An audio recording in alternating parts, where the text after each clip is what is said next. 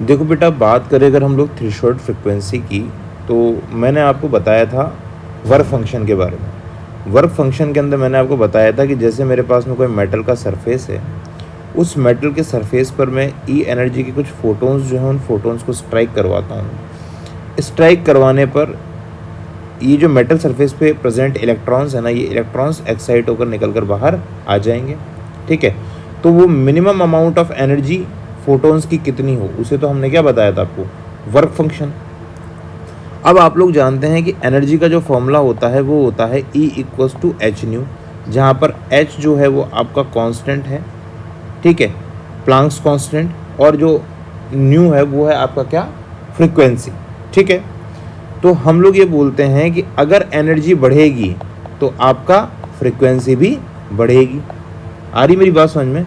तो हम बोलते हैं कि वो मिनिमम अमाउंट क्या हो फ्रीक्वेंसी का, मिनिमम फ्रीक्वेंसी क्या हो जो हमें रिक्वायर्ड है, किस लिए, आउटर मोस्ट शेल से इलेक्ट्रॉन को रिमूव करने के लिए, उसे हम लोग क्या बोलते हैं, थ्रेशोल्ड फ्रीक्वेंसी।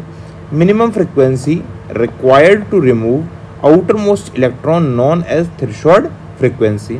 जैसे मेरे पास में वर्क फंक्शन जो है इसका फॉर्मूला है phi equals to h nu naught. यहाँ पर थ्रेशोल्ड फ्रीक्वेंसी है, इस वजह से इसको न्यू नॉट से रिप्रेजेंट करते हैं। ठीक है, तो न्यू नॉट जो है वो मेरा क्या हो जाएगा, थ्रेशोल्ड फ्रीक्वेंसी। ठीक है, और आपको ये चीज़ समझ में आ ही रही है कि वर्क फंक्शन का वैल्यू बढ़ेगा तो आपका थ्रेशोल्ड फ्रीक्वेंसी जो है इसका वैल्यू भी बढ़ेगा।